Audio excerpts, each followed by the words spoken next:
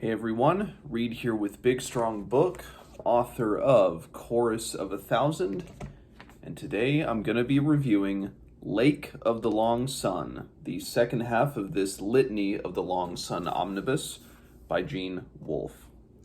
So, this book, for most of it, I will just say, echoed a lot of the criticisms that I had from Nightside the Long Sun, or maybe not criticisms, but the things that I'll just say were trying about Nightside the Long Sun were still not only even more so present in this book, but were expanded and were given more attention. What I mean by that is, in the first book, Nightside the Long Sun, you get maybe 20, 30 pages into it, even halfway through, about 130 pages, and it is very clear that it is a book that is so deliberately paced and so slowly paced that you really just kind of have to almost read the whole thing in one sitting to get something out of it. So it's tough along the way. You'll read it and you'll be like, well, I don't know about that. And even getting to the end of Nightside the Long Sun, I just felt myself being like, okay, I like the characters, I like the world that has been created here, and I have an idea for where this story is going, but I need to understand the why, the why behind it. That's always clear. Of course, I cared about the characters. I think, and this book, Lake of the Long Sun, confirms that. I think that Patera Silk might just be Wolfe's best protagonist of the works of his that I have read, the Book of the New Sun, The Wizard Knight, and now this. I really do think Patera Silk is his best. Truly, I do think he is his best protagonist. But so those were the strengths implicit within Nightside the Long Sun. But because of the really slow nature, it's tough. And even with Lake of the Long Sun, to just dive into this book, dive into it for even a chapter at a time. Most chapters in this are 20 to 30 pages long, which for Wolfe, at least for the works of his that I have read before, seems abnormal based on the ones that I've read. So Book of the New Sun, I feel like most chapters within the Book of the New Sun books are like maybe an average of like 7 or 8 pages. Not many chapters are going to be longer than 15, 20 pages. Not many. Likewise in The Wizard Knight. Most chapters in that book felt like they were 5 or 6 pages. So the story has a lot of breaks. It has a lot of like moments to where even as the reader, if you're, opportunities for you to catch your breath. Not so with this. With this, you're in it for 20, 30 pages. And again, not to, that's not saying that, I have a short attention span and therefore I can't handle a 30-page chapter. It's not that. It's that within a 30-page chapter, it might be a conversation between two characters. And that conversation may or may not further an understanding of what the world is around as Silk is discovering more of the world. And I can understand how that would be difficult for many readers. And that was very difficult for myself as I went through this, was just, reminding yourself that it's all right. And kind of we're on this path and we're going somewhere. And honestly, I probably won't really know where we're going with this until the end of Exodus from the Long Sun, or even further until the end of the Book of the Short Sun, which is a sequel to this. But so again, my opinions of this were kind of like, okay, it's, I like the world, I like the characters, but it's just, where are we going with this? I need to really understand something. I need to understand something more. I'm not the type of reader that needs a lot of plot, but I need to really see the kind of implicit transcendent qualities within a narrative to really latch onto it. Um, and I got it by the end of this book. I think I did, and the answer was there all along. Is just, and and this isn't a spoiler or anything. I'll just say the character of Patera Silk, who he is, how he operates. That's the heart and soul of all of this. The honor that he has, but more importantly, the care, the kindness, the reverence that is within him, um, the humility that is within him is the thing that sets him apart, especially um, when in this book, when a lot of what he has not only been brought up to believe, but as an augur, as a priest, that that he starts to understand that the nature of what he believes may not be quite as he thought it was. The nature of it, the sanctity of it might be a little different, might be a little bit, that for many people would cause them perhaps to lose their faith, or to really just kind of either stagger or lose it entirely, become an entirely different person, live an entirely different life. But when I think presented with some of those things that that God, that God might be dead, just that's a very simplification of kind of the things that Silk through the end of this really starts to learn and understand. But Silk is Silk. Silk is Calde, and so then there are, and Silk for Calde. Silk is Silk, and that will never change for him. The kindness, the amount of care and attention that he has for the people that his again, and I'm going to look it up because the word fails me again. The Mantellian, they're essentially his parish. He says something within this that I think really helped me to understand just the grace, I think you could say, that is within Silk.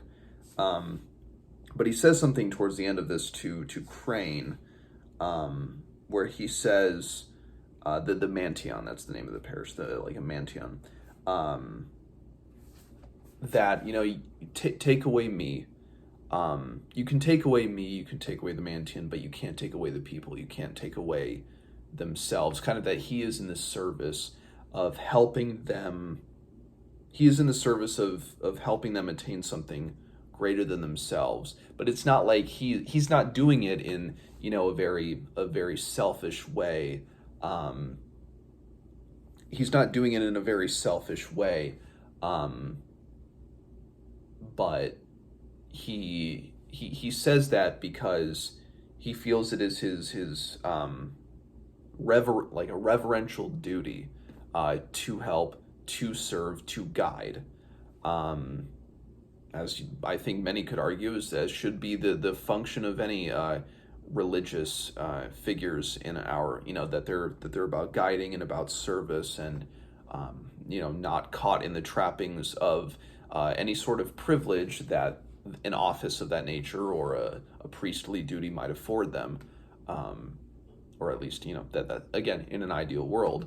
And Silk real places his importance in the people, and then, of course, then that ties into, you see it in Night Side of the Long Sun. There are these almost like these graffiti marks scribbled throughout Sun Street near his Mantion of Silk for Calde, or Silk to become this Calde. The Calde is this leader that a position that has not been filled in over 20 years, and it's it almost, I think, it's something because of what a lot of this does is it tracks almost the snowballing of a political, almost like a grassroots political movement too, of Silk, who in his mind just being a good person. Now I might have gotten it wrong, like the origins of Silk for Calde and that it may have been, this is kind of getting into spoilers now, so just, you've been warned. So spoilers from here on out.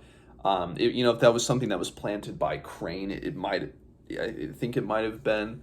There's a good chance. Maybe I missed where it explicitly says that, but that if it just got started as somebody said Silk for Calde, but then you implant these words, these ideas in connection to a person, so in connection to Silk, because he is this, again, this reverential, but this deferent, service-minded individual, and he is kind of like that spokesman for what in this book, what I guess what you could term as the lower class.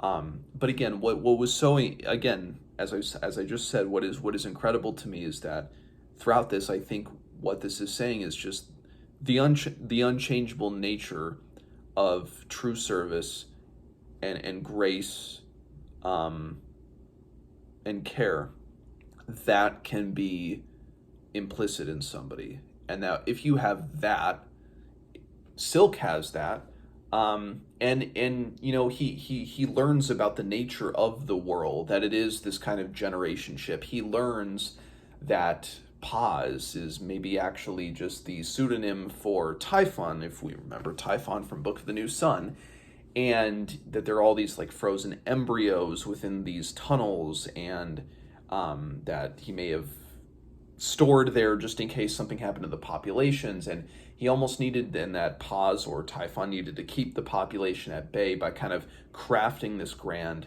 mythology, and this mythology there to keep the people in place.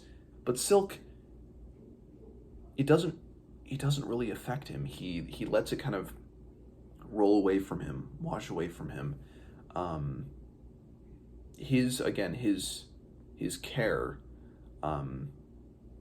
his attention and his reverence doesn't change, and his first almost high-minded ideals is his ideals being to always look out for and care for others, but again, he weathers so much change, and he just kind of goes with it. And now by the end of the book, he's in this this strange position of leadership, and he fully accepts that by the end. And because he understands that being a champion for the people, being the Calde, is to be a servant, which he already has been. And he realizes that because the leaders of the Ayuntamiento, the counselors, if they are after him, and he realizes kind of the strange and borderline heinous things that they are capable of, if they are against him, if they are against his Mantion, which he knows that he is fighting the good fight, that he is willing to accept whatever mantle, whatever title it is that others want to bestow on him, if it is seen through that. Just as when Crane almost dies at the end, and he just spends it praying over him, and then he surrenders. That's a great moment. So again, similar to Nightside the Long Sun, it's hard to talk about this, because while you could jot down quickly everything that really happens within this, it's just more meditating on it, and as with anything related to Wolfe, it will be revealed over time. It will be kind of parceled together by the end of it, and then when you get to the end of it, that's when you can really see the full picture, even though Book of the Long Sun is definitely more straightforward than his other works.